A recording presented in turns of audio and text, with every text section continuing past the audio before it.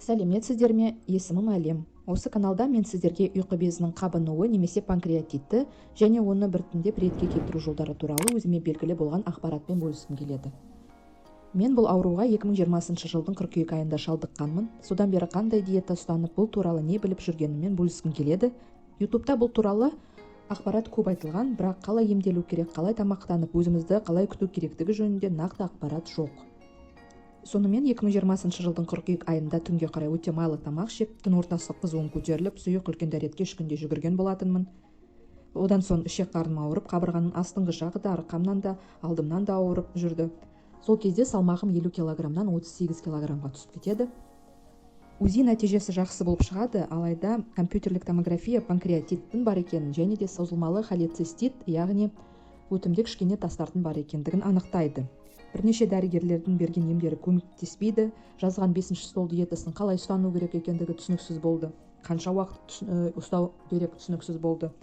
Содан соң жақсы дәрігер-гастроэнтерологты кезіктіріп, ол панкреатиттік эластаза мен программаға анализ тапсыруға жолдама береді. Бұл анализдердің нәтижесінде панкреатиттік эластазының менде өте төмен екені және программа бойынша тамақ қорытылмайтындығы анықталады. Содан соң дәрігердің берген емдік курсын қабылдаймын, ол көмектеседі біршама. Бірақ оның берген емдерін сіздерге айта алмаймын, себебі әрқайсына беретін әсері әртүрлі. Айта кететінім, бұл ұйқы безін ретке келтіру үшін ең бастысы көп уақыт керек және шыдамдылық. Ал енді маған көмектескен бірнеше кеңеспен бөліскім келеді. Біріншісі, диета ұстаныңыз, бұл деніңіздің саулығына алып келеді. Екіншісі, өз ас мәзіріңіздің күнделігін бастаңыз. Осылайша сіздің ұйқы безіңізге не жағатыны, не жақпайтынын біле аласыз. Бұл өте ыңғайлы және сізге тамақтың ішінен не жақпағанын, не жеп қойдым деп есіңізге түсіріп отырмайсыз. Үшіншісі, ферменттерден бірнеше уақыттан соң бас тартуға ұмтылыңыз. Төртіншісі, күз мезгілінде қабыну күшейеді, сондықтан осы мезгілде сақ болыңыз. Жаз айында ұйқы безіңізге жаққан тағамдар айында мүлде басқа әсер беруі мүмкін.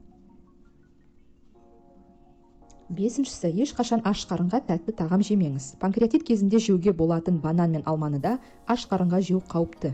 Аштық сезімін кетіру үшін алдымен сұлы ботқасынан, яғни овсяная каша, 2 қасық ауыз тиіңіз, содан соң жей беріңіз тәттілерді. Алтыншысы, қабыну кезінде тек қана сұлы емес, күріш те өте жақсы көмектеседі. Күріш асқазанның сөлінің қышқылдығын көтермейді. Жетіншісі, әр жаңа тағамды алдымен шай қасықпен татып көріңіз. Егер жағатын болса, келесі күннен бастап ас мәзіріңізге осы тағамды қоса аласыз. Сегізіншісі, тамақты қатты тойып ішпеңіз, себебі бұл да қабынуға алып келуі мүмкін. Тоғызыншысы, тәтті тағамдармен абай болыңыз. Тек қана өзіңіз тексерген, татып көрген тағамды жеңіз. Мысалы, Мария печеньесі, мармелад, ақ зефир. Оныншысы, шикі жемістерден тек қана бананды жеңіз. Алманы піскен, яғни духовкада немесе микроволновкада піскен күйде ғана жеңіз. Басқа жемістерді жаймен татып байқап көріңіз. 11-шісі, мүлде тыйым салынған тағамдар. Бұл кофе, какао, шоколад, қызанақ, орам жапырақ. 12-шісі, өмірге қуана біліңіз. Барлық аурудың ішкі себептері бар. Ұйқы безі қандағы қантты реттейді.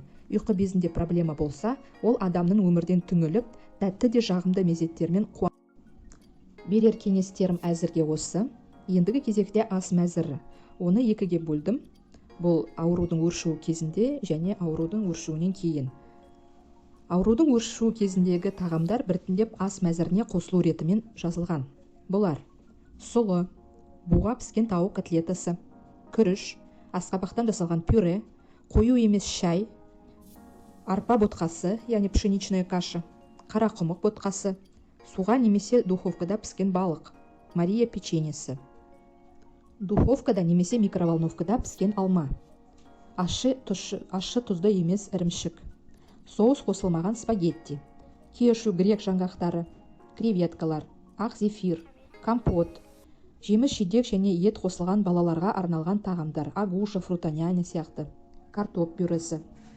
Әрмен қарай жағдайым жақсарған сайын қосылған тағамдар: сүзбе, яғни творог, духовкада піскен тауық еті, жидектер, компоттан қалған, запеканкалар әртүрлі, вареники, манты, духовкада піскен картоп, балық котлетасы, ашытылған орамжапырақ, яғни квашеная капуста, балқытылған ірімшік, жүгері, ақ соус, тәтті бұрыш, тауық филесі және ірімшік қосылған пицца, суши, оның ішінде қуырылған майонез және ащы ингредиенттер қосылған, шұжықтар қосылған болмауы керек.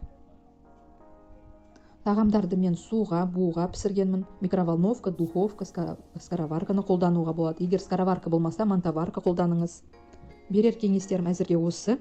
Комментарийге өзіңіз туралы немесе пікірлеріңізді жаза кетіңіз бұл кеңестерім туралы.